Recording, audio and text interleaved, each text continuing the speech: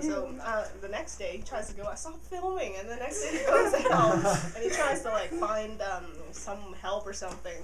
So he goes out and it's like snowing and he stumbles over something. He's like, oh, what is this? So he looks at it and it's like a rabbit. But the weird thing is, the rabbit had like this freaking hole punched through its chest and its heart was gone. It was just like something just bam and snagged out its heart. He's like, oh! So he goes back inside. The next day, he goes, I think it's supposed to be like a week-long honeymoon or something like that. And the next day, he goes outside and trips over something else and he's like, what is this? He looks at it and it's like a bigger animal. Bigger animal. Step up. I think it was a fox or something. So this continues, and so he's like keeping a diary the whole time. He's just like hella scared. Until on the last day of his honeymoon, the snow finally stops. He's just like trekking out there, and he never made it back because these people who were going up to like the next. There's a hole punch in his heart. The next group that came up, like, was going up to the cabin because it was like, you know, you rent it for a week and the next day, and then so they find his body like just in the snow. It's like frozen, and his heart was ripped out. And then they're like, ah! And then so they found his journal in the cabin. Oh, and on his body, I guess, because he was carrying it with him. I don't know. Alright, I guess I should have sorted this before I started, but oh well. Yeah, so people were hella scared, but and then they stayed in the cabin anyways. And then so they noticed that The body of the wife.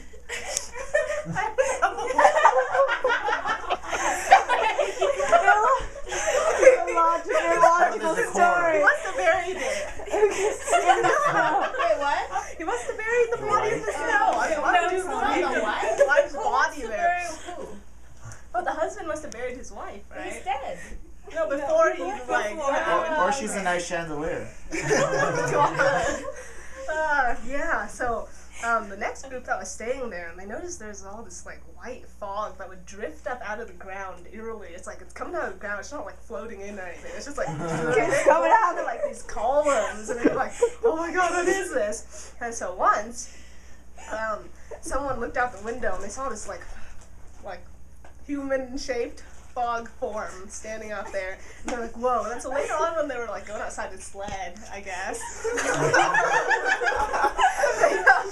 they saw a dead animal there with its heart like ripped out again, and they're like, whoa, what is this? And so this continues on over the years, and then so apparently this woman had her heart ripped out by her husband who walked out on her. And then so now she haunts the area, and she appears as like a white fog that comes up out of the ground, and she like just punches into your heart. Yeah. So right after that story, the fog came in, and we were in this meadow, and we're like, oh shit. And then the snow started coming in, and the fog was just coming, and we're like, ah!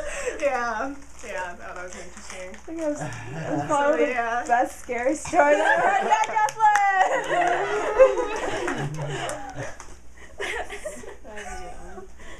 Jocelyn! So wait, does she kill inside or outside?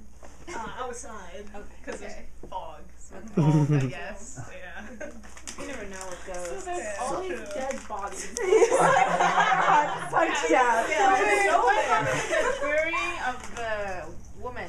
Oh, I just didn't forgot get to that. think about that. Oh, he just wanted to bury her, but he didn't bury her. He probably did bury her because I don't know where the body went. So all I need is like a metal plate right here, and I can go in the forest and not worry about getting my heart. I mean, if she can go through clothing, she might go through metal too. Yeah, she can go through your flesh. She's vapor. And bone. Oh. Right. Next. Oh no, we're waking up at like 7. All right. Wait, I thought we were leaving at 8. Late. We leave at 8:30. Well, but